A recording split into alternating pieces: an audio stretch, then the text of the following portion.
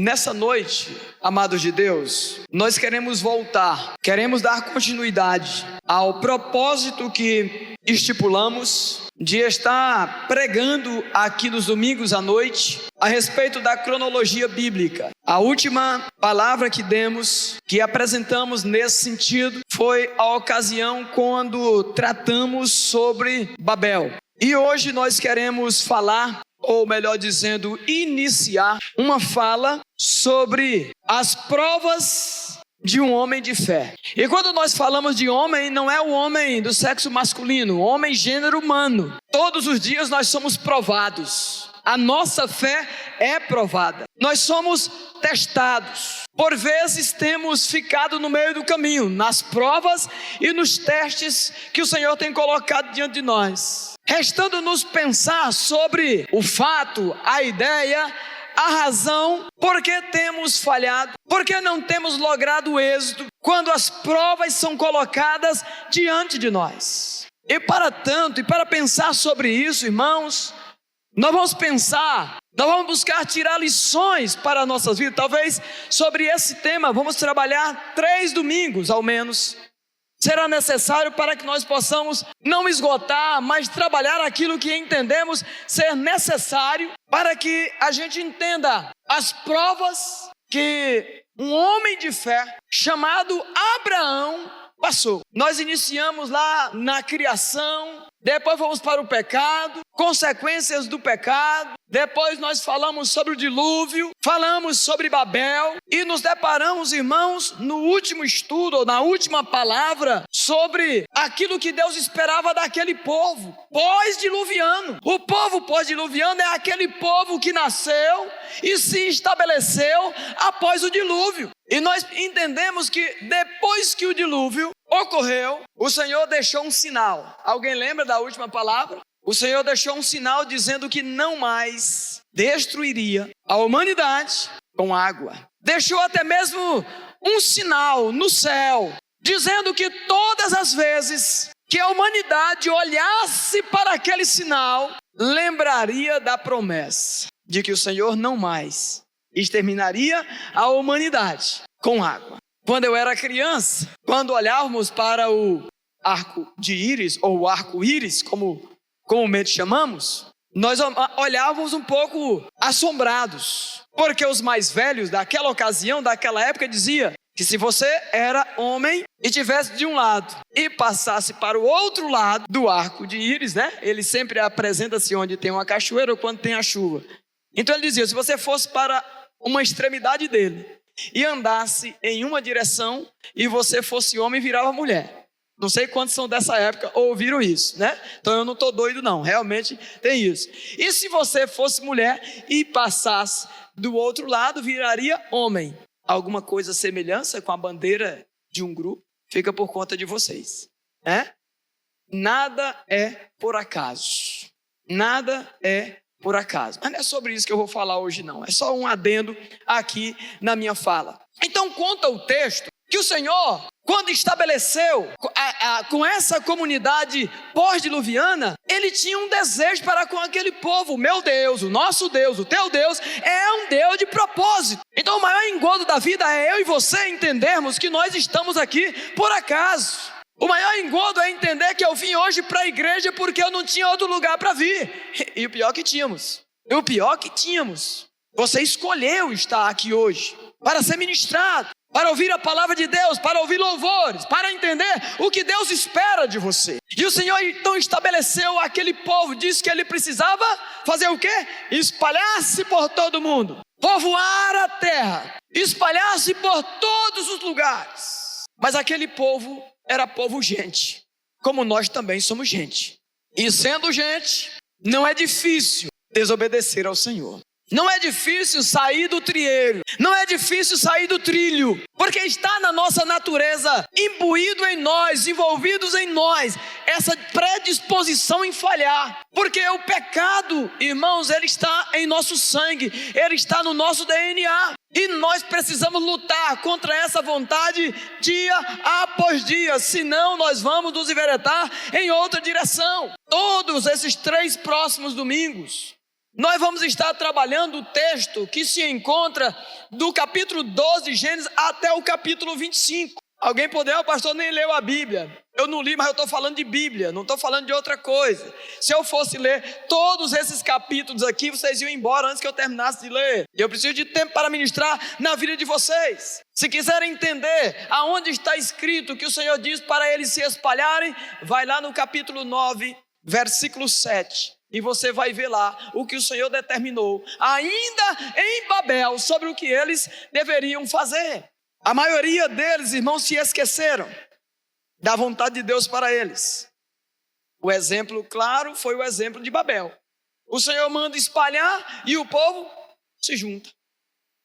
O Senhor manda fazer algo e você faz o contrário. É só um problema do pós-diluviano ou é um problema nosso? É nosso. Nós vamos na contramão, não do mundo, mas na contramão de Deus. Vivemos em uma época, irmãos, em que o certo ou o que é bom é ir contra Deus, é fazer coisas que contrariam o Senhor e não o que glorifica o nome do Senhor. Em quem temos depositado a nossa fé? Por que será que o Senhor disse que eles deveriam, irmãos, multiplicar e por todos os lados? Qual era o objetivo? Ou melhor, o objetivo deles de querer ficar juntos, né? Evitar que fossem espalhados por toda parte do mundo. O Senhor mandou se espalhar e eles disseram, não vamos nos espalhar. Vamos ficar juntos. Não vamos só ficar juntos, nós vamos construir uma torre, porque se vier de novo o dilúvio, olha a ignorância, se vier de novo o dilúvio, nós vamos fazer uma torre que a gente consiga chegar até o céu. Mas o Senhor não disse que não exterminaria mais com o dilúvio. Isso é um problema não do povo de Babel, mas do gênero humano. Lembra de Eva? O que o diabo falou para Eva? Eva, é verdade que o Senhor disse que você não pode comer de nenhum fruto? Não, ele disse que a gente não pode nem comer, nós não pode nem tocar. Não é assim que o menino fala? O pai vai dar uma determinação para o menino. Quando alguém pergunta sobre a determinação que o pai diz para o menino, ele diz o quê? Não, papai diz aqui em casa ninguém pode mais nem assistir televisão. O pai estabelece um horário para o filho assistir televisão. E quando alguém pergunta sobre isso, o que é que o filho diz? Não, aqui em casa ninguém pode mais nem assistir televisão. É ou não é assim? É do humano. É a consequência do pecado em nós.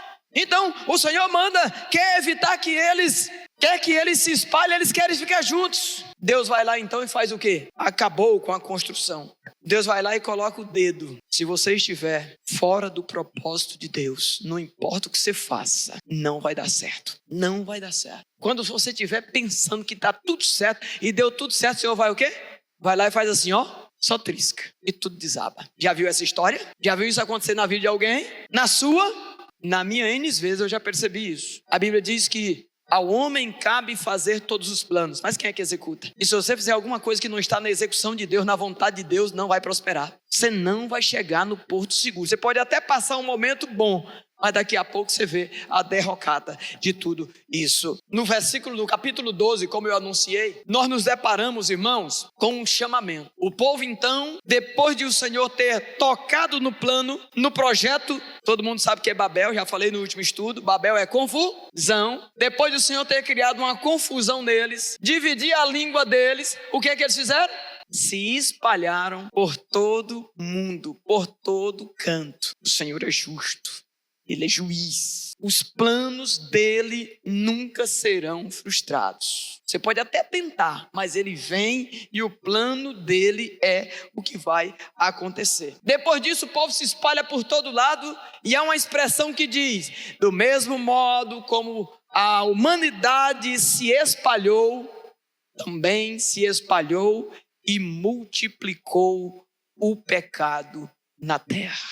O caos começa a imperar, coisas ruins começam a acontecer, porque as pessoas não adoravam e não amavam mais ao Senhor, de modo que o pecado da humanidade chegou aonde? No céu. E o Senhor, se preocupando, tomou uma decisão no coração: eu vou separar um povo, eu vou separar um grupo, para que eles possam me adorar, para que eles possam bendizer o meu excelso nome. Ele chega até um homem chamado Abraão e começa a prová-lo. Você já se sentiu provado alguma vez? Qual foi a última prova de Deus para com a tua vida e para contigo? O Senhor chega, irmãos, diante de Abraão. Nós vamos aprender nesses 3 finais de semana várias provas pelas quais ele passou, mas hoje eu quero me ater apenas em uma, na primeira, que é a mais decisiva. O Senhor chegou, irmãos, até Abraão e diz: ei, Abraão, tenho algo para te dizer.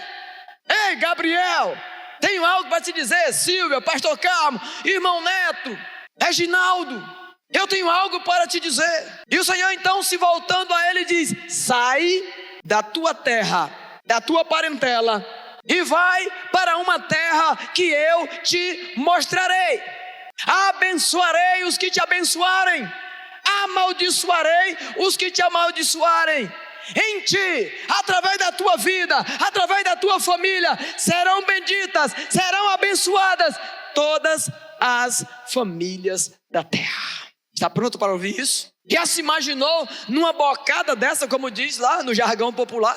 Como é que dorme com barulho desse? Você que já está estabilizado, você que já tem uma estrutura, um trabalho, finança, casa, carro, plano de saúde, né?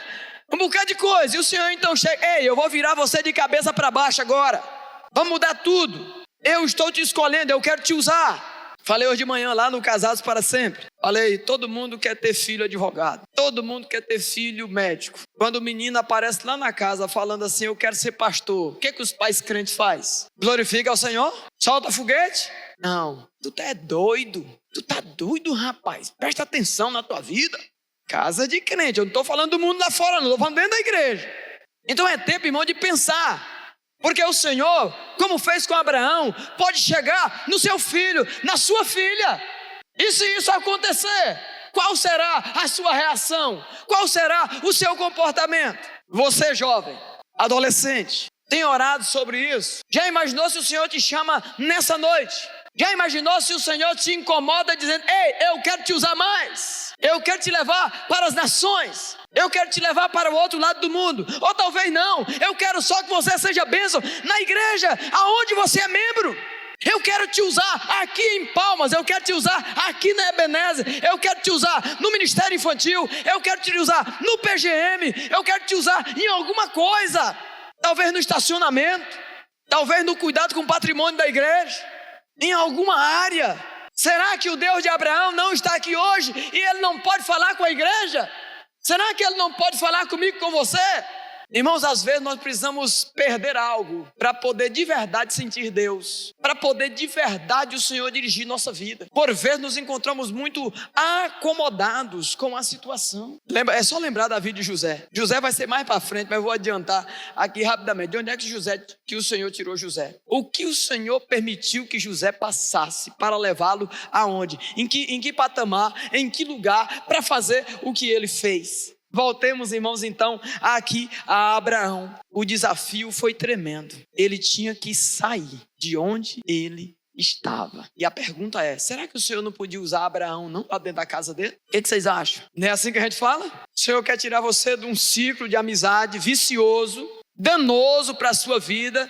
Não, mas o Senhor não pode me usar aqui, não. Não, tem circunstâncias, situações que você tem que sair, abandonar, sair sem olhar para trás, porque aquilo ou aqueles estão te levando para o fundo do poço espiritual. E se você não se cuidar, você vai chegar numa situação aonde você não conseguirá ter nenhuma reação para com isso. Sai da tua terra, do meio de sua parentela, e vai para uma terra que eu te mostrarei. Quem é que sabe sai sem destino? Só um doido. É assim? O Senhor gosta de doido. Qual foi a loucura que você já fez para o Senhor? Ou você só faz aquilo que está no seu controle? O Senhor às vezes nos manda fazer coisas que aos olhos dos homens parece ser um escândalo, um desastre. Mas o nosso Deus tem a habilidade de tudo consertar e de tudo direcionar para que a gente alcance o propósito dele para com a nossa vida. Descansemos nisso. Eu tenho 5, 4 ou 6 lições que nós podemos hoje pensar e refletir a respeito dessa experiência do chamado de Abraão para um ministério de fé, para um ministério ousado e para um ministério de dependência do Senhor, irmãos, porque o que estava sobre os ombros dele era algo tremendo e profundo que ele por si só não conseguiria fazer, como eu sei que há desafios de Deus a mim e a você e a igreja do Senhor nesse lugar, que sozinho nós não vamos conseguir fazer. Por isso precisamos estar juntos, como hoje assinalamos aqui no Café da Comunhão. Só uma muquequinha de gente, mas estamos mantendo todo mês o nosso café da comunhão, para que o Senhor possa nos usar. Primeira lição que eu quero pensar com os irmãos se encontra lá em Gênesis capítulo 12, versículo 1, ou melhor, versículo 2, onde diz o seguinte: seus descendentes iriam, não estou nas lições, estou errado. Isso aqui eu estou começando a trabalhar aqui agora, só as promessas que o Senhor tem para com Abraão. Eu disse que o tema da nossa mensagem são as provas de um homem de fé. Deus nos prova, mas Ele não nos prova como o mundo prova. Não, quando Ele nos prova é porque Ele quer ver a gente crescer, Ele quer ver a gente prosperar, Ele quer abençoar a nossa vida. E eu destaquei aqui 6 aspectos desse chamamento de Deus para com Abraão. O primeiro deles: seus descendentes iriam formar uma grande nação. Foi a primeira promessa. Se Abraão aceitasse o desafio de Deus a ele, a sua descendência seria enorme. Lá na frente ele vai comparar com as estrelas do céu e a areia da praia. Segundo, ainda no versículo 2, Deus o abençoaria. Quando eu aceito o desafio de Deus para a minha vida, Deus me abençoa. Quando eu me envolvo nas causas de Deus, eu sou abençoado. Não é abençoado com benesses humanas, não. O simples fato de estar envolvido nas coisas com Deus e nas coisas de Deus, eu sou abençoado porque sou um privilegiado de estar envolvido na sua causa. Terceiro, ele seria uma bênção para os outros. Aquilo que Deus faz comigo e com você não é para nós, não é para mim, não é para você, é para os outros. Ele também recebeu a promessa de que seria bênção para outras pessoas. Quarto, Deus promete também que abençoaria os que ele abençoassem. Todo mundo que rogasse bênção sobre Abraão seria abençoado.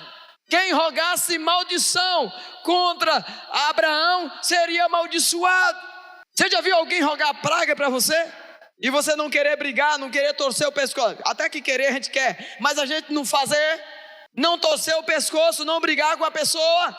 A promessa de Deus, irmãos, para o nosso comportamento, a promessa de Deus, irmãos, sobre nossa vida, que estão embasados em confiar em Deus. Há pessoas apontando e dizendo contra você: não retribua, não vá contra, é o Senhor que cuida. Se você estiver na dispensação do Senhor, a promessa de Abraão se aplica a nós. Quem nos abençoar será abençoado, quem nos amaldiçoar será amaldiçoado. Vai brigar para quê? Discutir para quê? Jogar pedra na lua para quê? Confie em Deus, acredite na promessa. Amaldiçoaria os que lhe amaldiçoaram, está no versículo 3 do capítulo 12. Último está aqui no ponto 6, no versículo 3 também. Por meio de Abraão, todos os povos do mundo seriam abençoados. Por isso, ele é conhecido como, qual é o apelido dele? Abraão, o pai da fé. Lá na galeria da fé, já no Novo Testamento, no capítulo 11, nós vamos encontrar que pela fé, Abraão fez o que fez. Abraão, irmãos, quando tudo isso aconteceu com ele, ele tinha 75 anos. 75 anos. Quando o Senhor levantou a ele esse desafio. Por que o Senhor fez isso? Para mostrar para nós, irmãos, que não importa a nossa idade, não importa quem nós sejamos. Quando Deus quer nos usar, Ele usa quem Ele quer. Agora no culto, ali, eu estou vibrando muito esses diem voltando de férias, né? Tive aí 22 dias de férias. Eu me encontrei, falei ali na sala de manhã, encontrei em um posto, um frentista, homem abençoado por Deus, que eu vi criança aqui no Geração Futuro. Eu me encontrei no posto ali na Aureni 1, Aureni 4, abastecendo o meu carro essa semana. E outra coisa que me fez vibrar foi logo no momento do nosso culto de quebrantamento, me deparar com uma junior lá no culto, orando, louvando conosco. E aí foi perguntado: e você? O que está fazendo aqui? Né? O que vai fazer? Você vai servir como hoje? E ela disse: hoje eu vou servir do berçário. Está lá, junior, servindo. Abraão foi chamado com 75 anos. Não há limite, nem para cima e nem para baixo. Deus usa quem Ele quer, na hora que Ele quer e de acordo com a disponibilidade de todos que se colocam na brecha. Ele não vai invadir o coração de ninguém, não vai obrigar ninguém a fazer nada, mas ele tinha, Abraão, 75 anos. A obediência de Abraão, irmãos, ela foi parcial, pois ele não deixou todo mundo para trás. E a Bíblia é tão fiel que ela não enche a bola de ninguém. Ele diz, Abraão é o pai da fé. Abraão aceitou o desafio, mas ele não foi de uma vez, se consagrou totalmente, porque ele desobedeceu. O Senhor disse o quê? Sai da tua terra, da tua parentela e vai para uma terra que eu te mostrarei. E ele fez o quê? Largou pai, largou mãe, largou tudo, mas levou quem? Quem que ele levou, irmãos? O sobrinho. Levou o sobrinho Ló. Ô caboclo difícil, esse tal de Ló, né? Quando chegaram, irmãos, a Canaã, Deus aparece a Abraão e diz a ele, está lá no capítulo 12, de 4 a 7, ele diz, eu vou dar essa terra aos seus descendentes. Abraão não aceitou a promessa por completo, o desafio por completo. Não se consagrou totalmente ao Senhor e ele pagou um preço altíssimo. E nós vamos segurar essa deixa, porque essa fará parte da segunda lição de domingo que vem. Nós vamos observar e analisar as consequências sobre a vida de Abraão, de ele não ter atendido por completo o ordenamento de Deus sobre sua vida. Lembrando a todos nós presentes de que da mesma forma acontecerá conosco. Crente pela metade, não funciona. Vida consagrada pela metade, não funciona. Eu só vou fazer o que me agrada, não funciona. Eu só vou até aqui, eu tenho um limite. Não, eu não tenho limite. Eu vou até as últimas consequências pelo meu Deus. Eu vou até as últimas consequências pelo reino de Deus, pelo evangelho, pela igreja de Jesus. Não existe meio termo. Se nós andarmos vivendo a nossa fé em meio termo, nós vamos pagar um preço muito alto. Vamos então agora, de fato e de verdade, irmãos, para as lições que aqui eu reservei. A primeira delas, Deus é o Senhor que tem direito de mandar no homem. Escreva isso aí no seu coração. Deus é o Senhor e Ele tem o direito de mandar em você. Torça a cara não, irmão. É isso mesmo. Se você tem Senhor, você não tem nada. Você só tem Senhor. Eu tenho Senhor e eu tenho isso, aquilo. Não. Quem tem Senhor só tem Senhor. Não tem nada, porque tudo pertence ao Senhor. Você tem um carro, é seu? Não, é do Senhor, é do reino. Você tem um filho, é seu? Não, é do Senhor, é do reino. Se nós vivêssemos essa cultura e esse princípio, irmãos, o reino de Deus estava mais longe. O reino de Deus, irmãos, estaria operando mais milagres, como as irmãs acabaram de cantar aqui. Às vezes, irmão, nós estamos ouvindo a música sobre o milagre, nós estamos pensando em alguém que está lá, nosso vizinho, longe de nós, esquecendo que quem está precisando do milagre é eu e você. É para nós primeiro, para depois chegar nos outros. Ei, o milagre na sua vida, ou a bênção, como foi dito aqui, tem que passar por você. Amém, louvado seja Deus. Mas não é para parar em você, é para alcançar outras vidas, é para alcançar outras pessoas. Por quê? Porque o dono é Deus. É Ele que manda. As igrejas, inclusive a nossa, está cheia de gente que bate no peito. Eu tenho alguma coisa, eu sou meu, eu me mando, eu me coordeno. Não coordena nada. É Deus que é o dono. É Ele que manda. É para ir para a direita, vamos para a direita. É para ir para a esquerda, vamos para a esquerda. Deixa de churumela, deixa de invencioniste. Ele teve, irmãos, o direito de mandar em Abraão. Ele teve o direito. E Abraão obedeceu, ele diz o quê? Sai daí. Sai desse lugar, se posicione, tome uma atitude na sua vida, seja crente, desde nhanhanhã, viva o evangelho que é o poder de Deus para a salvação de todo aquele que crê. Fale de Jesus, pregue a palavra, viva a palavra. Você não se manda, você não tem poder nenhum, quem tem poder é Deus. E vai brincar, vai desafiar Deus. Olha para a história, os que desafiaram Deus e que tentaram ir contra Deus, contra esse desígnio e essa determinação de que Ele manda em nós e de que Ele controla em nós. Só Ele, irmão, só Ele manda. É Ele quem determina. E Ele diz para Abraão, sai, e Abraão saiu. Não saiu do jeito que ele queria, mas foi lá, pesou a mão para ele largar aquele sobrinho sobrinho dele que dava trabalho. Da mesma forma, você não quer largar essa companhia sua não, que está te levando para o inferno? Deus vai pesar a mão, ou sobre a companhia ou sobre a sua vida. O pastor está jogando praga? Não, estou falando da Bíblia. É desse jeito, irmão. Se você quer um conserto com Deus, Deus está pronto a te consertar. Agora, para Ele te consertar, meu irmão, aí tu vai ter que passar pelo estreito de Jeová, como dizia o nosso amigo Lázaro. Tem que passar pelo estreito, porque a porta, irmãos, ela é estreita. Porta larga, abra fora dela. Facilidade, abra fora. O que o Senhor oferece para quem quer seguir Ele? Se alguém quer vir após mim, negue-se a si mesmo. Toma cruz na cabeça. É cruz, é a cruz de Cristo. Então a cruz de Cristo só é pesada quando você vai contra ela ou quando ela está contra você. Mas se você tiver, bem com Deus, a cruz fica leve, irmãos. A cruz é um instrumento para a gente poder lutar e alcançar o que Deus estipulou que a gente alcançasse. Você é uma pessoa em quem Deus tem o direito de mandar? É para pensar isso. Passa a semana todinha pensando sobre isso. Será que eu sou alguém que o Senhor tem o direito de mandar? Direcionar? Dizer alguma coisa? O que Deus fala tem peso na sua vida? O que Deus te orienta tem algum espaço no seu coração? No coração de Abraão teve, e ele foi devotado, colocado como sendo o pai da fé. E se você tiver disposição de deixar Deus mandar na sua vida, controlar a sua vida, dirigir sua vida, você vai ver o que Ele vai fazer contigo. Você vai ver o que Ele vai transformar em homens e mulheres improváveis. Homens e mulheres improváveis. Teve um dia, eu passei 9 anos servindo aos comandantes da instituição onde eu tenho carreira. Nesse interregno dos 9 anos, teve um comandante que caiu. Quando o comandante caiu, automaticamente, o motora também cai. 2 dias depois que eu caí, me colocaram no Cipó. Cipó lá é Companhia Independente de Obras. 2 dias depois, eu que estava dirigindo na época,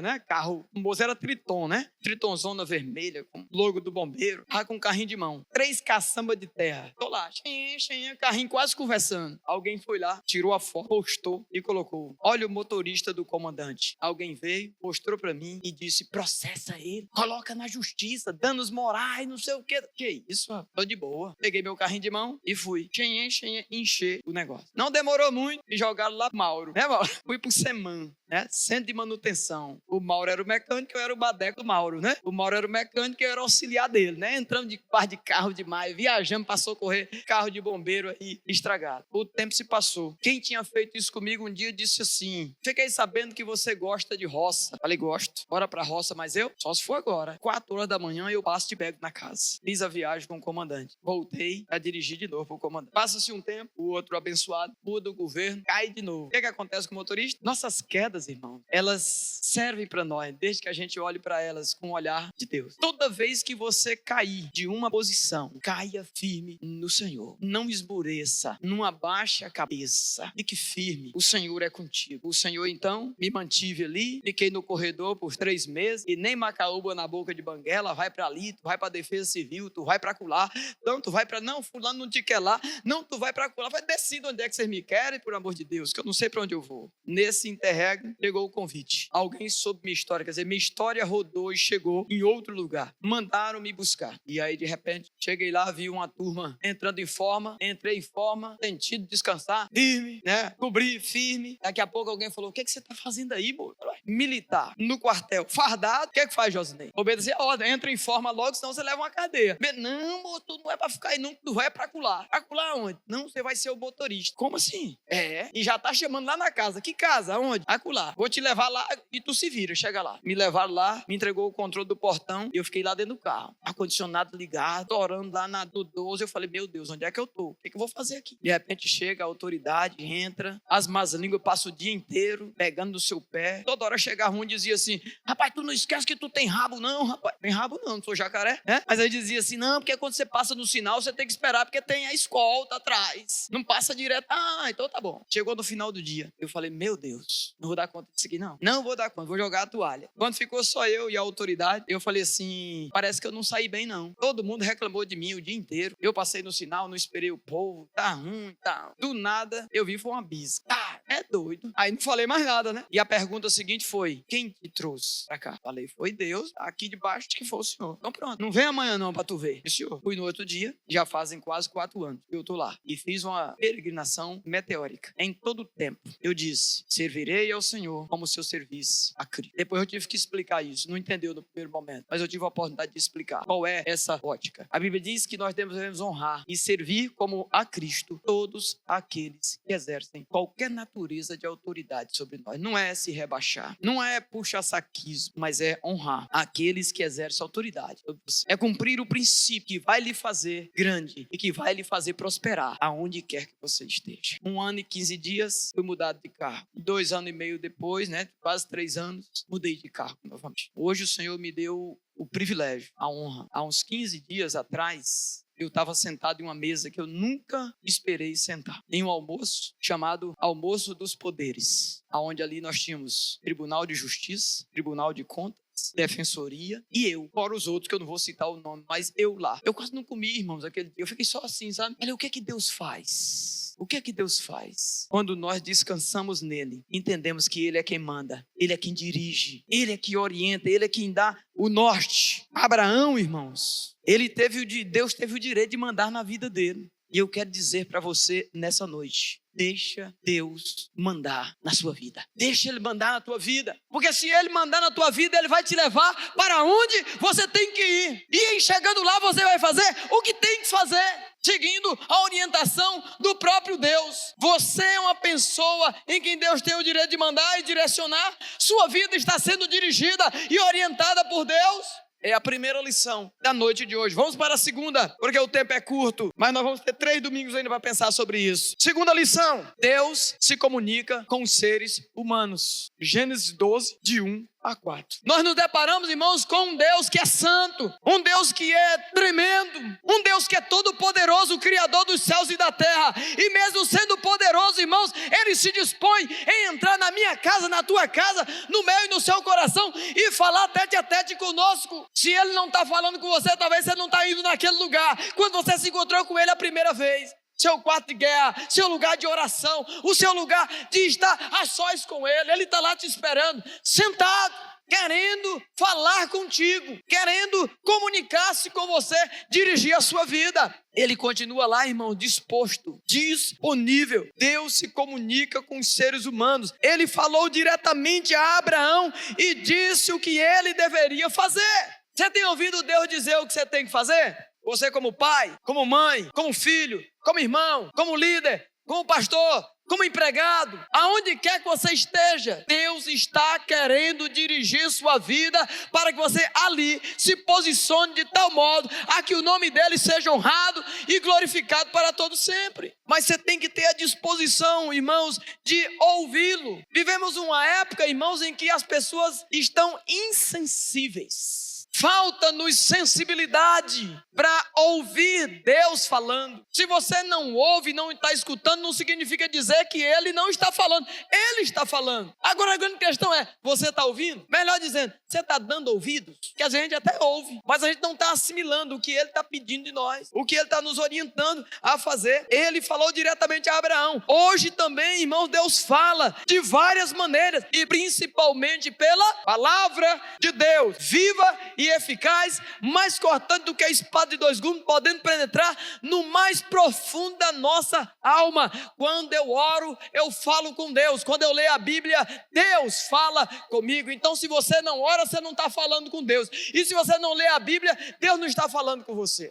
Zé Fini, não é assim que dizia na escolinha do professor Raimundo? Zé Fini está na boca do Brasil. É uma realidade, irmão. Se você não estiver orando, você não está falando com Deus. Se você não está lendo a Bíblia, Deus não está falando com você. Como é que Ele vai falar? O sino só toca se tiver badalo. Como é que vai fazer barulho se não tem o badalo no sino? Você vai sacudir. E às vezes nós estamos que nem doidos sacudindo o sino e não vê barulho. Por quê? Barulho no sentido, não vê as coisas funcionando, não vê as coisas sendo feitas. Por quê? Porque falta alguma coisa. E esse badalo, irmãos, é o Espírito Santo de Deus, nos cutucando, nos movendo, nos levando, irmãos, a sentir Deus, sentir Ele falando conosco, sentir Ele cobrando de nós. Porque tem crente, irmãos, que vive a vida inteira e não sente se cobrado. Nada. O mundo está se acabando do lado dele, ele não está nem aí. Está nem aí. Tinha muita gente do pé da cruz, quando Jesus foi crucificado. Por que será? Tem muita gente envolvida. Quando você quer fazer alguma coisa pro Rei de Deus, hoje você vê multidão? Não. É um grupo reduzido. Nada mudou. Continua do mesmo jeito. Muitos são chamados, mas poucos são escolhidos. Poucos estão com disposição de fazer o que precisa ser feito. Hoje, já falei, falta muita sensibilidade na vida das pessoas para que elas possam ouvir Deus falar. Mesmo assim, Deus continua falando. terceira lição, quem obedece a Deus apenas parcialmente. Eu vou pular essa aqui, essa é da outra lição. Vou para a quarta. Quem deseja ser uma bênção e ser abençoado tem que aceitar tarefas difíceis. Essa eu acho que é a mais pesada da noite. Quem deseja ser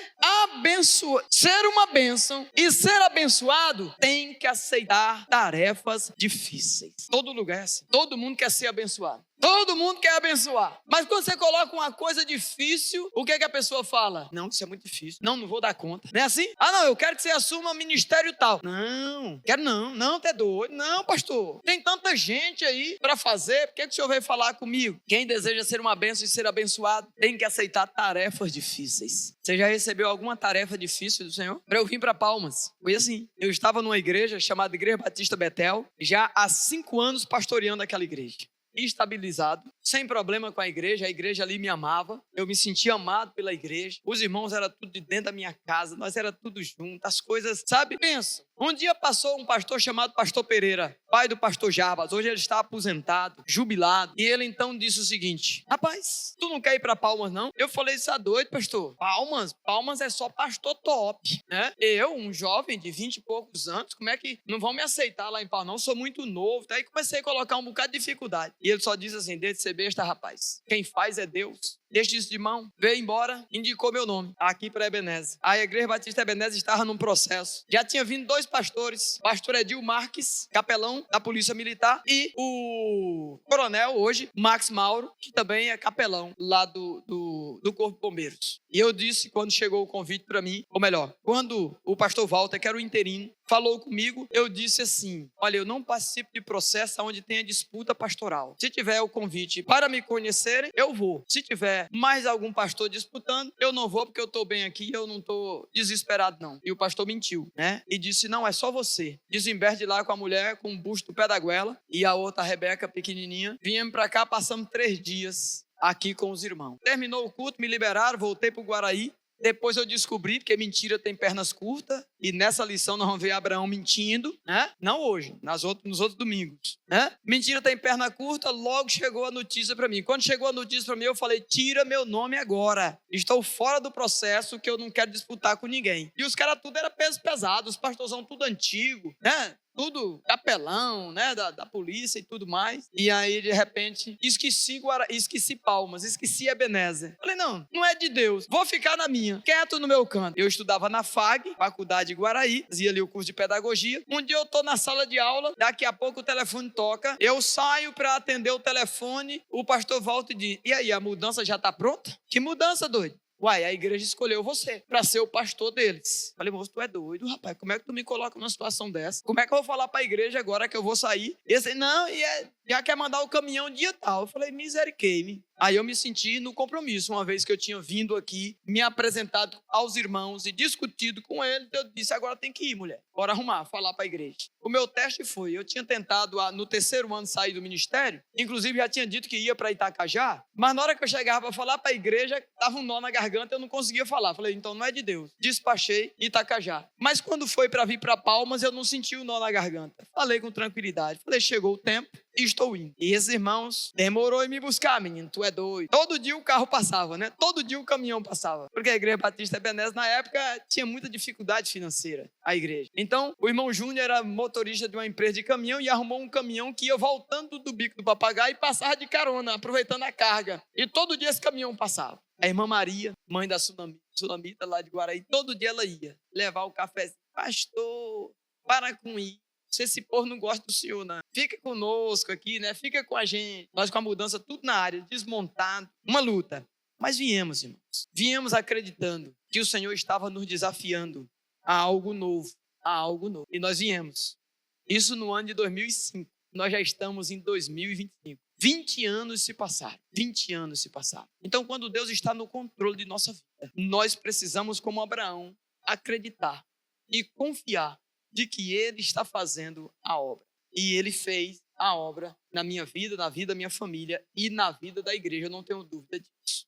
E continuará fazendo para o louvor da glória dEle. Quem deseja ser uma bênção e ser abençoado tem que aceitar desafios difíceis.